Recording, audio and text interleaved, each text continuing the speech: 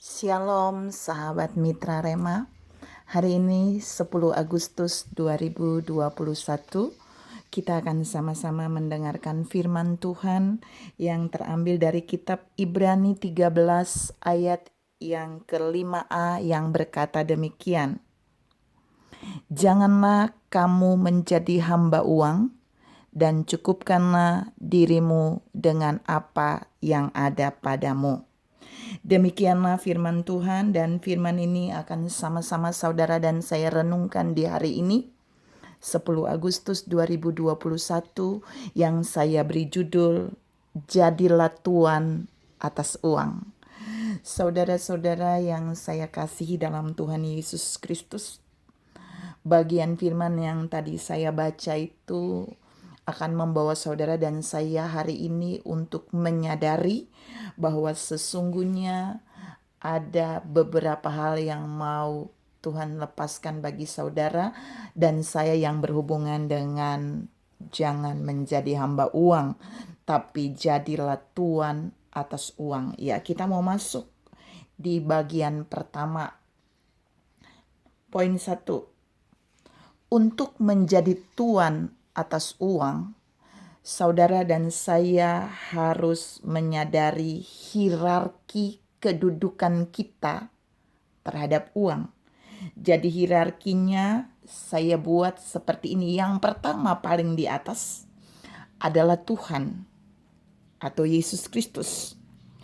Di bawah Yesus Kristus, saudara dan saya adalah hambanya. Jadi Yesus Kristus adalah Tuan bagi kita dan kita adalah hambanya. Dan di bawah kita adalah uang. Uang adalah hamba bagi kita dan kita adalah tuan. Poin 1 itu kita harus menyadari bahwa dalam hierarki posisi saudara dan saya ada di tengah. Di atas kita adalah Tuhan dan di bawah kita adalah uang. Ini pertama yang harus saudara dan saya sadari.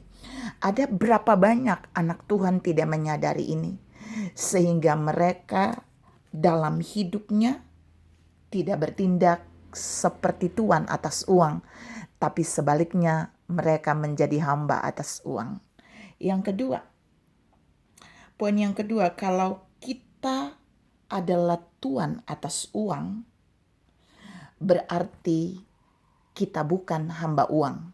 Saya ulangi, kalau kita adalah tuan atas uang, justru uanglah adalah hamba kita. Dia di bawah kita. Posisi kita adalah tuan dan uang adalah hamba. Perhatikan di poin 2, saudara dan saya dilarang untuk menukar posisi. Kita dilarang mengganti posisi. Ada berapa banyak orang Kristen jatuh dengan mamon karena dia mengganti posisi. Dia memindahkan posisi dia sebagai tuan atas uang menjadi hamba uang, dan dia membiarkan uang yang adalah hamba menjadi tuan atas dirinya. Maka kacaulah kehidupannya. Pertanyaannya pagi ini, apakah saudara benar-benar bersikap sebagai tuan atas uang, ataukah saudara sedang mengganti posisimu menjadi hamba atas uang? Saudara dapat menjawabnya sendiri. Ingat, kita dilarang menukar posisi dengan uang. Karena kita adalah tuan, uang adalah hamba. Uang tetap hamba, kita tetap tuan. Ketika kita menukar posisi, maka pasti kita akan mengalami masalah. Yang ketiga, jika kita adalah tuan atas uang, berarti kita yang berkuasa atas uang, bukan uang yang berkuasa atas kita. Jika kita adalah tuan atas uang, maka kitalah yang mengatur uang, bukan uang yang mengatur kita. Ada berapa banyak sikap hidup saudara menunjukkan bahwa saudara bukan mengatur uang, tapi saudaralah yang diatur oleh uang. Hati-hati di poin 3 ini, mau mengajar saudara dan saya. Orang yang tidak pandai mengatur uang mulai dengar firman ini, mulai belajar mengatur uang. Karena jika saudara tidak mengatur uang, saudara akan diatur oleh uang. Maka saudara akan menjadi hamba uang. Saudara-saudara yang saya kasih dalam Tuhan Yesus Kristus, jika saudara diatur oleh uang, maka pasti akan berbahaya. Uang akan membuat saudara menjadi hamba uang. Dan ingat, jadi hamba uang itu sudah dilarang dalam Ibrani 13 ayat yang ke-5a yang tadi saya baca tadi. Firman Allah berkata, janganlah kamu menjadi hamba uang. Tapi sebaliknya, itu berarti kita harus tetap menjadi tuan atas uang. Yang keempat, kita adalah tuan atas uang. Itu artinya kita akan memakai uang itu untuk kemuliaan Tuhan. Jadi kita mau ngatur uang itu sebagai alat untuk memuliakan Tuhan, uangnya tidak akan protes. Coba saudara kalau pegang uang, saudara mau ngatur uang itu untuk apapun, uang itu tidak pernah lari dari saudara. Uang itu gak pernah protes. Uang itu sangat tunduk ketika saudara mengaturnya. Oh, ini untuk disimpan, ini untuk kemuliaan Tuhan, ini untuk berbagi, ini untuk membelanjakan kebutuhan. Uang itu akan tunduk.